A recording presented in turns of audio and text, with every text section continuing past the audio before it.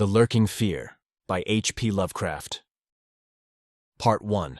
The Shadow on the Chimney. There was thunder in the air on the night I went to the deserted mansion atop Tempest Mountain to find the lurking fear. I was not alone, for foolhardiness was not then mixed with that love of the grotesque and the terrible which has made my career a series of quests for strange horrors in literature and in life. With me were two faithful and muscular men for whom I had sent when the time came. Men long associated with me in my ghastly explorations because of their peculiar fitness. We had started quietly from the village because of the reporters who still lingered about after the eldritch panic of a month before. The nightmare creeping death. Later I thought they might aid me. But I did not want them then. Would to God I had let them share the search, that I might not have had to bear the secret alone so long. To bear it alone for fear the world would call me mad, or go mad itself at the demon implications of the thing. Now that I am telling it anyway, lest the brooding make me a maniac, I wish I had never concealed it. For I, and I only, know what manner of fear lurked on that spectral and desolate mountain. In a small motor car we covered the miles of primeval forest and hill, until the wooded ascent checked it. The country bore an aspect more than usually sinister as we viewed it by night, and without the accustomed crowds of investigators, so that we were often tempted to use the acetylene headlights despite the attention it might attract. It was not a wholesome landscape after dark, and I believe I would have noticed its morbidity, even had I been ignorant of the terror that stalked there. Of wild creatures there were none. They are wise when death leers close. The ancient lightning-scarred trees seemed unnaturally large and twisted, and the other vegetation unnaturally thick and feverish, while curious mounds and hummocks in the weedy, fulgurite-pitted earth reminded me of snakes and dead men's skulls swelled to gigantic proportions. Fear had lurked on Tempest Mountain for more than a century. This I learned at once from newspaper accounts of the catastrophe which first brought the region to the world's notice. The place is a remote, lonely elevation in that part of the Catskills, where Dutch civilization once feebly and transiently penetrated, leaving behind as it receded only a few ruined mansions and a degenerate squatter population inhabiting pitiful hamlets on isolated slopes. Normal beings seldom visited the locality till the state police were formed, and even now only infrequent troopers patrol it. The fear, however, is an old tradition throughout the neighboring villages, since it is a prime topic in the simple discourse of the poor mongrels, who sometimes leave their valleys to trade hand-woven baskets for such primitive necessities as they cannot shoot, raise, or make. The lurking fear dwelt in the shunned and deserted Martens mansion, which crowned the high but gradual eminence whose liability to frequent thunderstorms gave it the name of Tempest Mountain. For over 100 years the antique grove-circled stone house had been the subject of stories incredibly wild and monstrously hideous. Stories of a silent, colossal creeping death which stalked abroad in summer. With whimpering insistence, the squatters told tales of a demon which seized lone wayfarers after dark, either carrying them off or leaving them in a frightful state of gnawed dismemberment, while sometimes they whispered of blood trails toward the distant mansion. Some said the thunder called the lurking fear out of its habitation, while others said the thunder was its voice. No one outside the backwoods had believed these varying and conflicting stories, with their incoherent, extravagant descriptions of the half-glimpsed fiend. Yet not a farmer or villager doubted that the Martens' mansion was ghoulishly haunted. Local history forbade such a doubt, although no ghostly evidence was ever found by such investigators as had visited the building after some especially vivid tales of the squatters. Grandmothers told strange myths of the Martens' specter. Myths concerning the Martens family itself, its queer, hereditary dissimilarity of eyes, its long, unnatural annals, and the murder which had cursed it. The terror which brought me to the scene was a sudden and portentous confirmation of the mountaineers' wildest legends. One summer night, after a thunderstorm of unprecedented violence, the countryside was aroused by a squatter stampede which no mere delusion could create. The pitiful throngs of natives shrieked and whined of the unnameable horror which had descended upon them, and they were not doubted. They had not seen it, but had heard such cries from one of their hamlets that they knew a creeping death had come. In the morning, citizens and state troopers followed the shuddering mountaineers to the place where they said the death had come. Death was indeed there. The ground under one of the squatters' villages had caved in after a lightning strike, destroying several of the malodorous shanties. But upon this property, damage was superimposed an organic devastation which paled it to insignificance. Of a possible 75 natives who had inhabited this spot, not one living specimen was visible. The disordered earth was covered with blood and human debris bespeaking too vividly the ravages of demon teeth and talons, yet no visible trail led away from the carnage. That some hideous animal must be the cause, everyone quickly agreed, nor did any tongue now revive the charge that such cryptic deaths formed merely the sordid murders common in decadent communities. That charge was revived only when about 25 of the estimated population were found missing from the dead. And even then, it was hard to explain the murder of 50 by half that number. But the fact remained that on a summer night, a bolt had come out of the heavens and left a dead village whose corpses were horribly mangled, chewed, and clawed. The excited countryside immediately connected the horror with the haunted Martens mansion, though the localities were over 3 miles apart. The troopers were more skeptical, including the mansion only casually in their investigations, and dropping it altogether when they found it thoroughly deserted.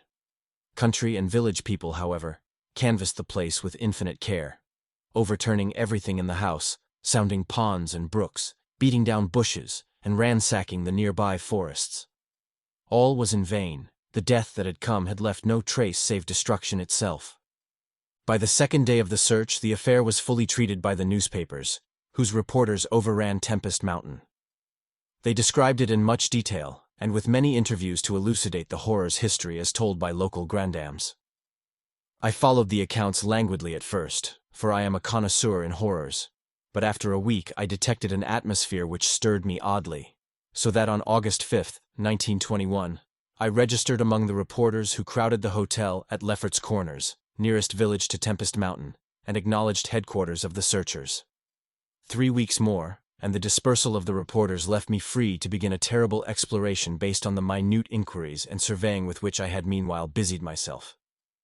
So, on this summer night, while distant thunder rumbled, I left a silent motor car and tramped with 2 armed companions up the mound-covered reaches of Tempest Mountain, casting the beams of an electric torch on the spectral gray walls that began to appear through the giant oaks ahead. In this morbid night, solitude and feeble shifting illumination, the vast box-like pile displayed obscure hints of terror, which day could not uncover. Yet I did not hesitate, since I had come with fierce resolution to test an idea. I believed that the thunder called the death demon out of some fearsome secret place, and be that demon's solid entity, or vaporous pestilence, I meant to see it. I had thoroughly searched the ruin before, hence knew my plan well, choosing as the seat of my vigil the old room of Jan Martens, whose murder looms so great in the rural legends. I felt subtly that the apartment of this ancient victim was best for my purposes. The chamber, measuring about 20 feet square, contained like the other rooms some rubbish which had once been furniture. It lay on the 2nd story, on the southeast corner of the house, and had an immense east window and narrow south window, both devoid of panes or shutters.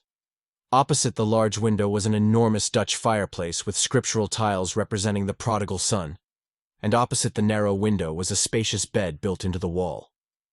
As the tree-muffled thunder grew louder, I arranged my plan's details. First, I fastened side by side on the ledge of the large window 3 rope ladders, which I had brought with me. I knew they reached a suitable spot on the grass outside, for I had tested them. Then the 3 of us dragged from another room a wide 4-poster bedstead, crowding it laterally against the window.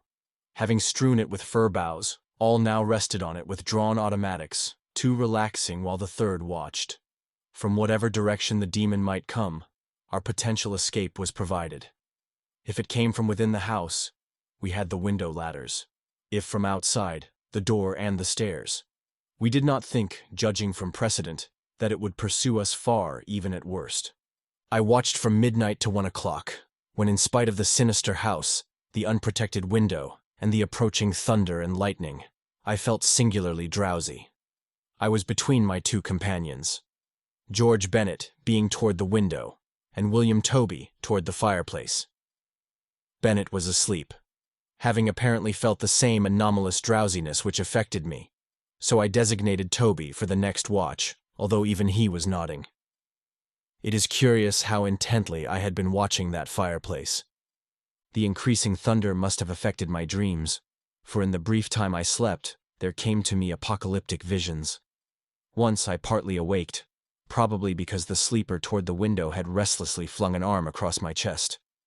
I was not sufficiently awake to see whether Toby was attending to his duties as sentinel, but felt a distinct anxiety on that score.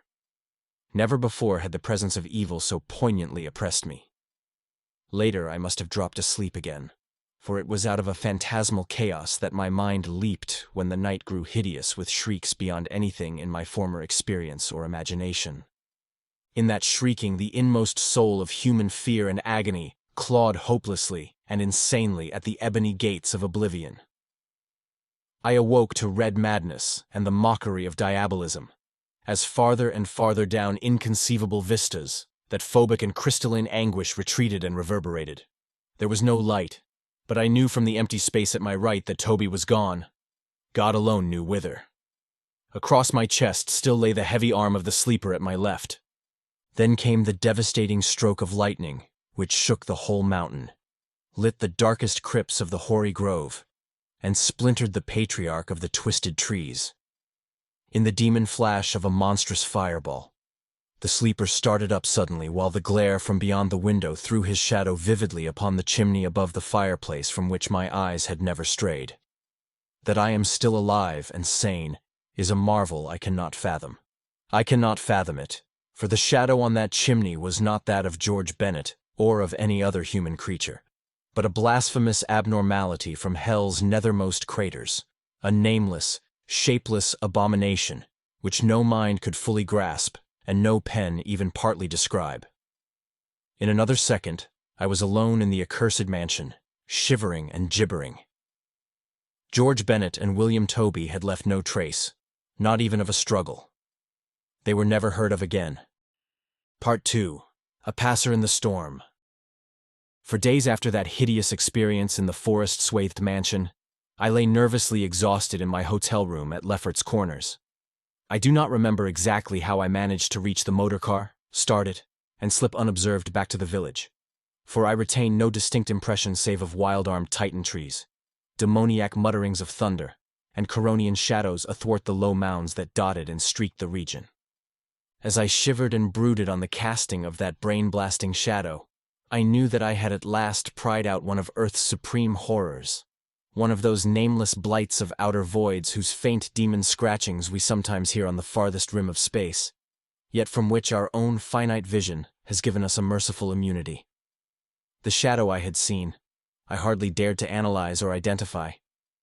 Something had lain between me and the window that night, but I shuddered whenever I could not cast off the instinct to classify it.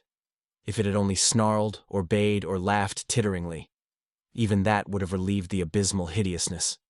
But it was so silent. It had rested a heavy arm or foreleg on my chest.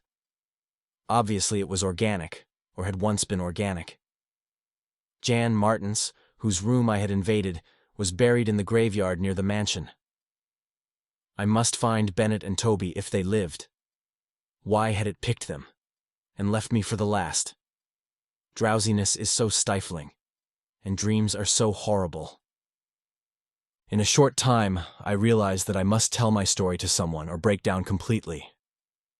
I had already decided not to abandon the quest for the lurking fear, for in my rash ignorance it seemed to me that uncertainty was worse than enlightenment, however terrible the latter might prove to be. Accordingly, I revolved in my mind the best course to pursue, whom to select for my confidences, and how to track down the thing which had obliterated 2 men and cast a nightmare shadow. My chief acquaintances at Lefferts Corners had been the affable reporters, of whom several still remained to collect final echoes of the tragedy. It was from these that I determined to choose a colleague, and the more I reflected, the more my preference inclined toward one Arthur Munro, a dark, lean man of about 35, whose education, taste, intelligence, and temperament all seemed to mark him as one not bound to conventional ideas and experiences. On an afternoon in early September, Arthur Munro listened to my story. I saw from the beginning that he was both interested and sympathetic, and when I had finished, he analyzed and discussed the thing with the greatest shrewdness and judgment.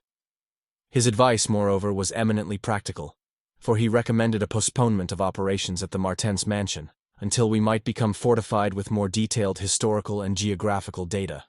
On his initiative, we combed the countryside for information regarding the terrible Martens family, and discovered a man who possessed a marvelously illuminating ancestral diary.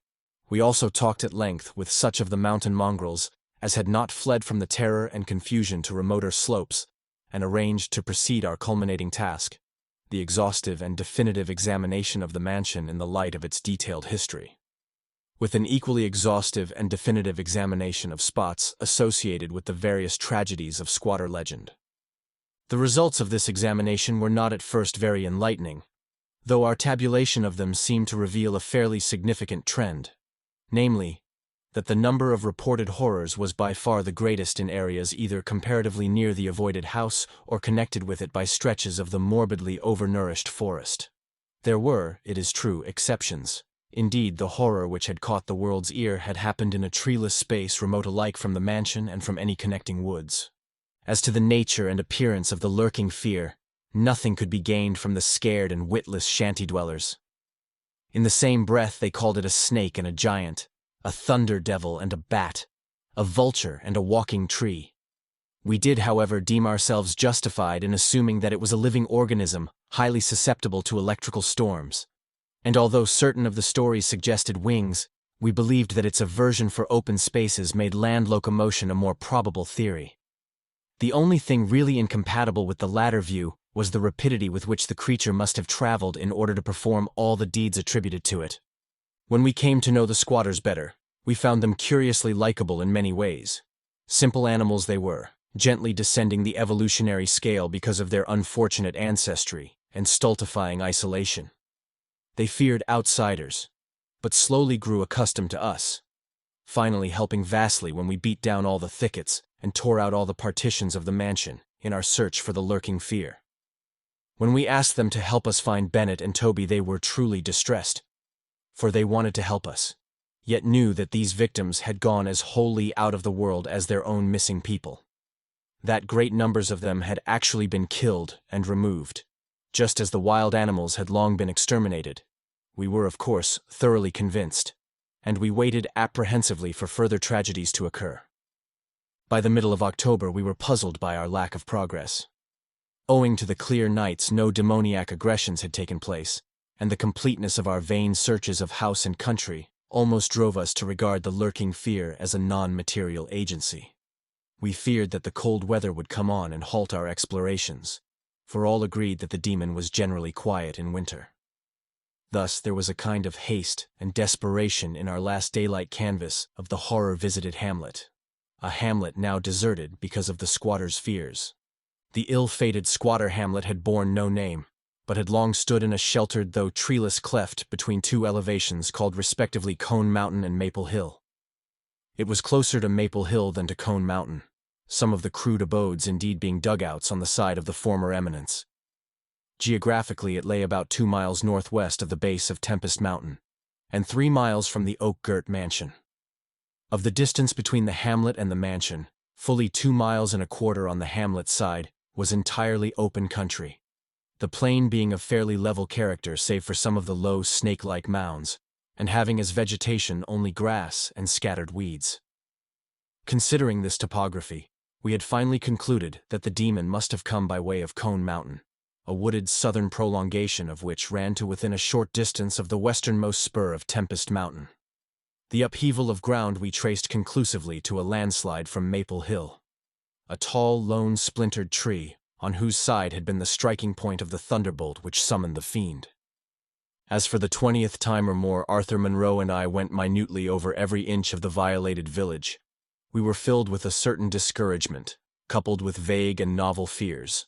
It was acutely uncanny, even when frightful and uncanny things were common, to encounter so blankly clueless a scene after such overwhelming occurrences, and we moved about beneath the leaden, darkening sky with that tragic directionless zeal which results from a combined sense of futility and necessity of action. Our care was gravely minute. Every cottage was again entered, every hillside dugout again searched for bodies, every thorny foot of adjacent slope again scanned for dens and caves, but all without result. And yet, as I have said, vague new fears hovered menacingly over us, as if giant bat-winged griffins squatted invisibly on the mountain tops and leered with abandoned eyes that had looked on transcosmic gulfs. As the afternoon advanced, it became increasingly difficult to see, and we heard the rumble of a thunderstorm gathering over Tempest Mountain. This sound in such a locality naturally stirred us, though less than it would have done at night. As it was, we hoped desperately that the storm would last until well after dark, and with that hope turned from our aimless hillside, searching toward the nearest inhabited hamlet, to gather a body of squatters as helpers in the investigation. Timid as they were, a few of the younger men were sufficiently inspired by our protective leadership to promise such help. We had hardly more than turned, however, when there descended such a blinding sheet of torrential rain that shelter became imperative. The extreme, almost nocturnal darkness of the sky caused us to stumble sadly, but guided by the frequent flashes of lightning and by our minute knowledge of the hamlet, we soon reached the least porous cabin of the lot, an heterogeneous combination of logs and boards, whose still existing door and single tiny window both faced Maple Hill. Barring the door after us against the fury of the wind and rain, we put in place the crude window shutter which our frequent searches had taught us where to find. It was dismal sitting there on rickety boxes in the pitchy darkness, but we smoked pipes and occasionally flashed our pocket lamps about. Now and then, we could see the lightning through cracks in the wall. The afternoon was so incredibly dark that each flash was extremely vivid. The stormy vigil reminded me shudderingly of my ghastly night on Tempest Mountain. My mind turned to that odd question which had kept recurring ever since the nightmare thing had happened. And again, I wondered why the demon, approaching the three watchers either from the window or the interior, had begun with the men on each side, and left the middleman till the last, when the Titan fireball had scared it away. Why had it not taken its victims in natural order, with myself second, from whichever direction it had approached? With what manner of far-reaching tentacles did it prey? Or did it know that I was the leader, and save me for a fate worse than that of my companions? In the midst of these reflections, as if dramatically arranged to intensify them, there fell nearby a terrific bolt of lightning, followed by the sound of sliding earth. At the same time, the wolfish wind rose to demoniac crescendos of ululation. We were sure that the lone tree on Maple Hill had been struck again, and Monroe rose from his box and went to the tiny window to ascertain the damage. When he took down the shutter, the wind and rain howled deafeningly in, so that I could not hear what he said, but I waited while he leaned out and tried to fathom nature's pandemonium. Gradually, a calming of the wind and dispersal of the unusual darkness told of the storm's passing. I had hoped it would last into the night to help our quest, but a furtive sunbeam from a knothole behind me removed the likelihood of such a thing. Suggesting to Monroe that we had better get some light even if more showers came, I unbarred and opened the crude door. The ground outside was a singular mass of mud and pools, with fresh heaps of earth from the slight landslide. But I saw nothing to justify the interest which kept my companion silently leaning out the window. Crossing to where he leaned, I touched his shoulder, but he did not move. Then, as I playfully shook him and turned him around, I felt the strangling tendrils of a cancerous horror, whose roots reached into illimitable pasts and fathomless abysms of the night that broods beyond time. For Arthur Monroe was dead, and on what remained of his chewed and gouged head there was no longer a face. Part 3. What the Red Glare Meant. On the tempest-racked night of November 8, 1921, with a lantern which cast charnel shadows, I stood digging alone and idiotically in the grave of Jan Martens. I had begun to dig in the afternoon because a thunderstorm was brewing, and now that it was dark and the storm had burst above the maniacally thick foliage, I was glad. I believe that my mind was partly unhinged by events since August 5th. The demon shadow in the mansion, the general strain and disappointment, and the thing that occurred at the hamlet in an October storm. After that thing I had dug a grave for one whose death I could not understand. I knew that others could not understand either. So let them think Arthur Monroe had wandered away. They searched, but found nothing. The squatters might have understood, but I dared not frighten them more.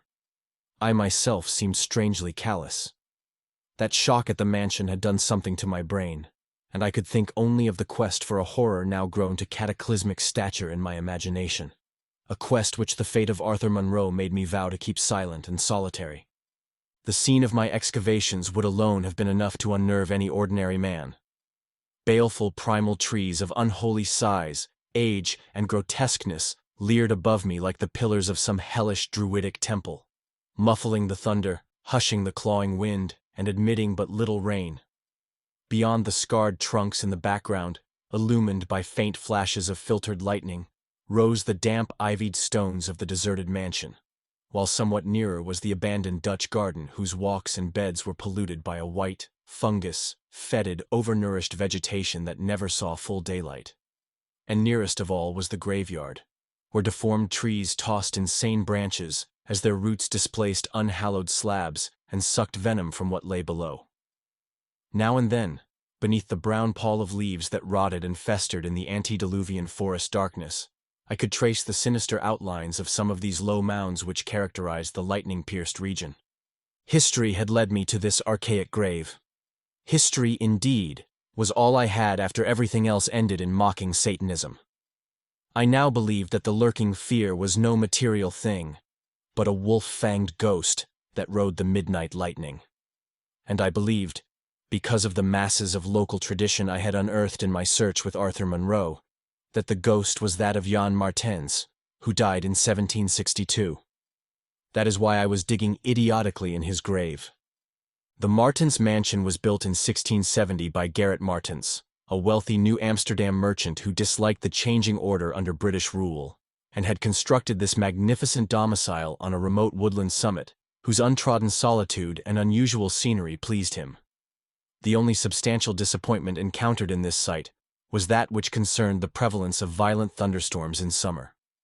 When selecting the hill and building his mansion, Mynheer Martens had laid these frequent natural outbursts to some peculiarity of the year. But in time, he perceived that the locality was especially liable to such phenomena. At length, having found these storms injurious to his head, he fitted up a cellar into which he could retreat from their wildest pandemonium. Of Gerrit Martens's descendants less is known than of himself, since they were all reared in hatred of the English civilization, and trained to shun such of the colonists as accepted it. Their life was exceedingly secluded, and people declared that their isolation had made them heavy of speech and comprehension. In appearance, all were marked by a peculiar inherited dissimilarity of eyes, one generally being blue and the other brown. Their social contacts grew fewer and fewer, till at last they took to intermarrying with the numerous menial class about the estate. Many of the crowded family degenerated, moved across the valley, and merged with the mongrel population which was later to produce the pitiful squatters. The rest had stuck sullenly to their ancestral mansion, becoming more and more clannish and taciturn, yet developing a nervous responsiveness to the frequent thunderstorms. Most of this information reached the outside world through young Jan Martens, who from some kind of restlessness joined the colonial army when news of the Albany Convention reached Tempest Mountain. He was the first of Gerrit's descendants to see much of the world, and when he returned in 1760, after 6 years of campaigning, he was hated as an outsider by his father, uncles, and brothers, in spite of his dissimilar Martens eyes. No longer could he share the peculiarities and prejudices of the Martenses, while the very mountain thunderstorms failed to intoxicate him as they had before. Instead, his surroundings depressed him, and he frequently wrote to a friend in Albany of plans to leave the paternal roof. In the spring of 1763, Jonathan Gifford, the Albany friend of Jan Martens, became worried by his correspondent's silence, especially in view of the conditions and quarrels at the Martens mansion. Determined to visit Jan in person, he went into the mountains on horseback. His diary states that he reached Tempest Mountain on September 20th, finding the mansion in great decrepitude. The sullen, odd-eyed Martenses, whose unclean animal aspect shocked him, told him in broken gutturals that Jan was dead. He had, they insisted, been struck by lightning the autumn before, and now lay buried behind the neglected sunken gardens. They showed the visitor the grave, barren and devoid of markers. Something in the Martenses' manner gave Gifford a feeling of repulsion and suspicion, and a week later he returned with spade and mattock to explore the sepulchral spot. He found what he expected, a skull crushed cruelly as if by savage blows. So returning to Albany, he openly charged the Martenses with the murder of their kinsman. Legal evidence was lacking, But the story spread rapidly around the countryside, and from that time the Martenses were ostracized by the world. No one would deal with them, and their distant manor was shunned as an accursed place. Somehow they managed to live on independently by the products of their estate, for occasional lights glimpsed from faraway hills attested their continued presence.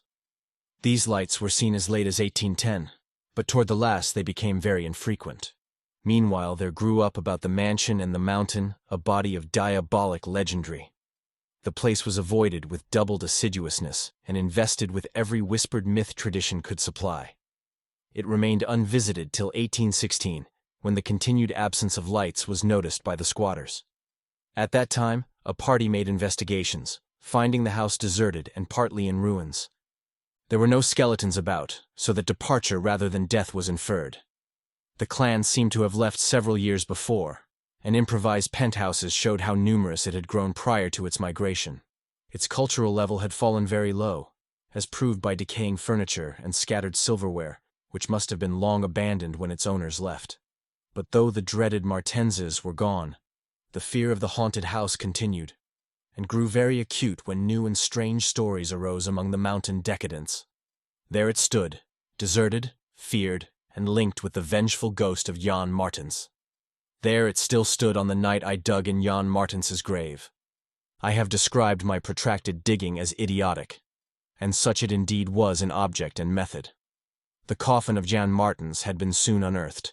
It now held only dust and niter. But in my fury to exhume his ghost, I delved irrationally and clumsily down beneath where he had lain. God knows what I expected to find. I only felt that I was digging in the grave of a man whose ghost stalked by night. It is impossible to say what monstrous depth I had attained when my spade, and soon my feet, broke through the ground beneath. The event, under the circumstances, was tremendous. For in the existence of a subterranean space here, my mad theories had terrible confirmation. My slight fall had extinguished the lantern, but I produced an electric pocket lamp and viewed the small horizontal tunnel which led away indefinitely in both directions. It was amply large for a man to wriggle through, and though no sane person would have tried it at that time, I forgot danger, reason, and cleanliness in my single-minded fever to unearth the lurking fear. Choosing the direction toward the house, I scrambled recklessly into the narrow burrow, squirming ahead blindly and rapidly, and flashing but seldom the lamp I kept before me. What language can describe the spectacle of a man lost in infinitely abysmal earth? Pawing, twisting, wheezing, scrambling madly through sunken convolutions of immemorial blackness without an idea of time, safety, direction, or definite object. There is something hideous in it, but that is what I did. I did it for so long that life faded to a far memory, and I became one with the moles and grubs of nighted depths. Indeed, it was only by accident that after interminable writhings, I jarred my forgotten electric lamp alight, so that it shone eerily along the burrow of caked loam that stretched and curved ahead. I had been scrambling in this way for some time, so that my battery had burned very low, when the passage suddenly inclined sharply upward, altering my mode of progress. And as I raised my glance, it was without preparation that I saw glistening in the distance 2 demoniac reflections of my expiring lamp, 2 reflections glowing with a baneful and unmistakable effulgence and provoking maddeningly nebulous memories. I stopped automatically, though lacking the brain to retreat. The eyes approached, yet of the thing that bore them I could distinguish only a claw. But what a claw! Then far overhead I heard a faint crashing which I recognized. It was the wild thunder of the mountain, raised to hysteric fury. I must have been crawling upward for some time, so that the surface was now quite near. And as the muffled thunder clattered, those eyes still stared with vacuous viciousness. Thank God I did not then know what it was, else I should have died. But I was saved by the very thunder that had summoned it, for after a hideous wait, there burst from the unseen outside sky one of those frequent mountainward bolts, whose aftermath I had noticed here and there as gashes of disturbed earth and fulgurites of various sizes. With cyclopean rage it tore through the soil above that damnable pit, blinding and deafening me, yet not wholly reducing me to a coma. In the chaos of sliding, shifting earth, I clawed and floundered helplessly till the rain on my head steadied me, and I saw that I had come to the surface in a familiar spot, a steep, unforested place on the southwest slope of the mountain. Recurrent sheet lightnings illumined the tumbled ground and the remains of the curious low hummock which had stretched down from the wooded higher slope. But there was nothing in the chaos to show my place of egress from the lethal catacomb. My brain was as great a chaos as the earth, and as a distant red glare burst on the landscape from the south, I hardly realized the horror I had been through. But when 2 days later the squatters told me what the red glare meant, I felt more horror than that which the mold burrow and the claw and eyes had given. More horror because of the overwhelming implications. In a hamlet 20 miles away, an orgy of fear had followed the bolt which brought me above ground, and a nameless thing had dropped from an overhanging tree into a weak-roofed cabin.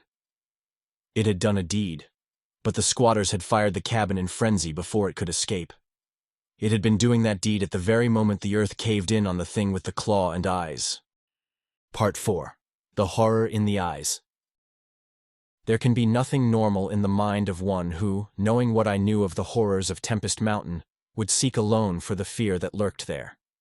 That at least 2 of the fear's embodiments were destroyed, formed but a slight guarantee of mental and physical safety in this Acheron of multiform diabolism. Yet I continued my quest with even greater zeal as events and revelations became more monstrous. When, 2 days after my frightful crawl through that crypt of the eyes and claw, I learned that a thing had malignly hovered 20 miles away at the same instant the eyes were glaring at me, I experienced virtual convulsions of fright. But that fright was so mixed with wonder and alluring grotesqueness that it was almost a pleasant sensation. Sometimes, in the throes of a nightmare, when unseen powers whirl one over the roofs of strange dead cities toward the grinning chasm of Nis, it is a relief and even a delight to shriek wildly and throw oneself voluntarily, along with the hideous vortex of dream doom down into whatever bottomless gulf may yawn. And so it was with the waking nightmare of Tempest Mountain.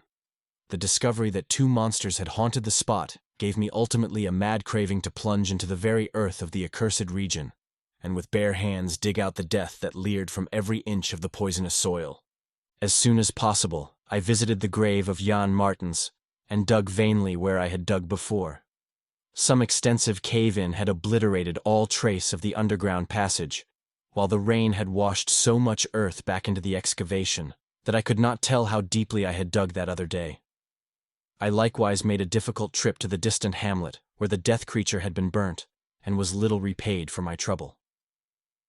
In the ashes of the fateful cabin I found several bones, but apparently none of the monsters. The squatters said the thing had had only 1 victim, but in this I judged them inaccurate, since besides the complete skull of a human being, there was another bony fragment which seemed certainly to have belonged to a human skull at some time. Though the rapid drop of the monster had been seen, no one could say just what the creature was like. Those who had glimpsed it called it simply a devil. Examining the great tree where it had lurked, I could discern no distinctive marks. I tried to find some trail into the black forest, but on this occasion could not stand the sight of those morbidly large boles, or of those vast serpent-like roots that twisted so malevolently before they sank into the earth. My next step was to re-examine with microscopic care the deserted hamlet where death had come most abundantly, and where Arthur Monroe had seen something he never lived to describe. Though my vain previous searches had been exceedingly minute, I now had new data to test. For my horrible grave crawl convinced me that at least one of the phases of the monstrosity had been an underground creature. This time, on the 14th of November, my quest concerned itself mostly with the slopes of Cone Mountain and Maple Hill, where they overlook the unfortunate hamlet, and I gave particular attention to the loose earth of the landslide region on the latter eminence. The afternoon of my search brought nothing to light, and dusk came as I stood on Maple Hill looking down at the hamlet and across the valley to Tempest Mountain. There had been a gorgeous sunset, and now the moon came up, nearly full and shedding a silver flood over the plain, the distant mountainside, and the curious low mounds that rose here and there. It was a peaceful Arcadian scene, but knowing what it hid, I hated it. I hated the mocking moon, the hypocritical plain, the festering mountain, and those sinister mounds. Everything seemed to me tainted with a loathsome contagion, and inspired by a noxious alliance with distorted hidden powers. Presently, As I gazed abstractedly at the moonlit panorama, my eye became attracted by something singular in the nature and arrangement of a certain topographical element. Without having any exact knowledge of geology, I had from the first been interested in the odd mounds and hummocks of the region. I had noticed that they were pretty widely distributed around Tempest Mountain, though less numerous on the plain than near the hilltop itself, where prehistoric glaciation had doubtless found feebler opposition to its striking and fantastic caprices. Now, in the light of that low moon, which cast long, weird shadows, it struck me forcibly that the various points and lines of the mound system had a peculiar relation to the summit of Tempest Mountain.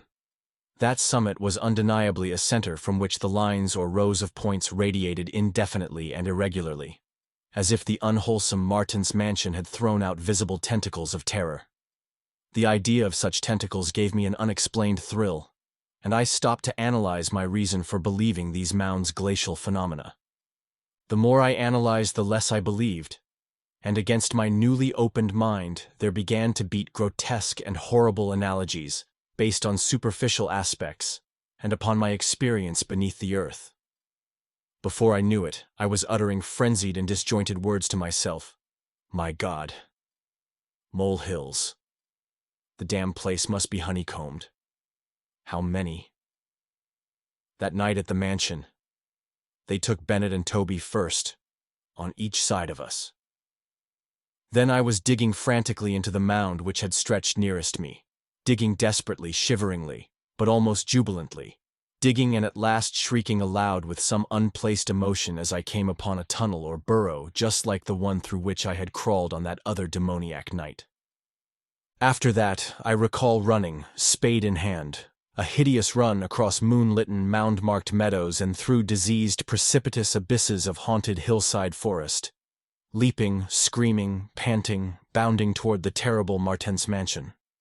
I recall digging unreasoningly in all parts of the briar-choked cellar, digging to find the core and center of that malignant universe of mounds. And then I recall how I laughed when I stumbled on the passageway, the hole at the base of the old chimney, where the thick weeds grew and cast queer shadows in the light of the lone candle I had happened to have with me. What still remained down in that hell hive, lurking and waiting for the thunder to arouse it, I did not know. 2 had been killed. Perhaps that had finished it. But still, there remained that burning determination to reach the innermost secret of the fear, which I had once more come to deem definite, material, and organic. My indecisive speculation whether to explore the passage alone and immediately with my pocket light, or to try to assemble a band of squatters for the quest, was interrupted after a time by a sudden rush of wind from the outside which blew out the candle and left me in stark blackness. The moon no longer shone through the chinks and apertures above me, and with a sense of fateful alarm I heard the sinister and significant rumble of approaching thunder. A confusion of associated ideas possessed my brain, leading me to grope back toward the farthest corner of the cellar. My eyes, however, never turned away from the horrible opening at the base of the chimney, and I began to get glimpses of the crumbling bricks and unhealthy weeds as faint glows of lightning penetrated the woods outside and illumined the chinks in the upper wall. Every second I was consumed with a mixture of fear and curiosity. What would the storm call forth, or was there anything left for it to call? Guided by a lightning flash, I settled myself down behind a dense clump of vegetation, through which I could see the opening without being seen. If heaven is merciful, it will someday efface from my consciousness the sight that I saw, and let me live my last years in peace. I cannot sleep at night now, and have to take opiates when it thunders. The thing came abruptly and unannounced, a demon, rat-like scurrying from pits remote and unimaginable, a hellish panting and stifled grunting, and then from that opening beneath the chimney, a burst of multitudinous and leprous life. A loathsome night-spawned flood of organic corruption more devastatingly hideous than the blackest conjurations of mortal madness and morbidity. Seething, stewing, surging, bubbling like serpent slime, it rolled up and out of that yawning hole, spreading like a septic contagion and streaming from the cellar at every point of egress, streaming out to scatter through the accursed midnight forests and strew fear, madness, and death. God knows how many there were. There must have been thousands. To see the stream of them in that faint, intermittent lightning was shocking. When they had thinned out enough to be glimpsed as separate organisms, I saw that they were dwarfed, deformed hairy devils or apes, monstrous and diabolic caricatures of the monkey tribe. They were so hideously silent. There was hardly a squeal when one of the last stragglers turned with the skill of long practice to make a meal in accustomed fashion on a weaker companion. Others snapped up what it left and ate with slavering relish. Then, in spite of my days of fright and disgust, my morbid curiosity triumphed, and as the last of the monstrosities oozed up alone from that nether world of unknown nightmare, I drew my automatic pistol and shot it under cover of the thunder. Shrieking, slithering, torrential shadows of red viscous madness chasing one another through endless, ensanguined corridors of purple fulgurous sky. Formless phantasms and kaleidoscopic mutations of a ghoulish remembered scene. Forests of monstrous overnourished oaks with serpent roots twisting and sucking unnameable juices from an earth verminous with millions of cannibal devils. Mound-like tentacles groping from underground nuclei of polypus perversion. Insane lightning over malignant ivied walls and demon arcades choked with fungus vegetation. Heaven be thanked for the instinct which led me unconscious to places where men dwell, to the peaceful village that slept under the calm stars of clearing skies. I had recovered enough in a week to send to Albany for a gang of men to blow up the Martens mansion and the entire top of Tempest Mountain with dynamite, stop up all the discoverable mound burrows, and destroy certain overnourished trees whose very existence seemed an insult to sanity. I could sleep a little after they had done this, but true rest will never come as long as I remember that nameless secret of the lurking fear. The thing will haunt me. For who can say the extermination is complete, and that analogous phenomena do not exist all over the world? Who can, with my knowledge, think of the Earth's unknown caverns without a nightmare dread of future possibilities? I cannot see a well or a subway entrance without shuddering. Why cannot the doctors give me something to make me sleep, or truly calm my brain when it thunders? What I saw in the glow of my flashlight after I shot the unspeakable straggling object was so simple that almost a minute elapsed before I understood and went delirious. The object was nauseous. A filthy, whitish gorilla thing with sharp yellow fangs and matted fur. It was the ultimate product of mammalian degeneration, the frightful outcome of isolated spawning, multiplication, and cannibal nutrition above and below the ground, the embodiment of all the snarling chaos and grinning fear that lurk behind life. It had looked at me as it died, and its eyes had the same odd quality that marked those other eyes which had stared at me underground and excited cloudy recollections. One eye was blue, the other brown. They were the dissimilar Martens eyes of the old legends, and I knew in one inundating cataclysm of voiceless horror what had become of that vanished family. The terrible and thunder-crazed House of Martens. The end. Best Audiobooks for Free hopes that you have enjoyed this production of The Lurking Fear by H.P. Lovecraft. Please subscribe to our channel on YouTube and Rumble, as your subscription is the support we need to create more, great, free content. Please look to our website at bestaudiobooksforfree.com for a complete list of our audiobooks.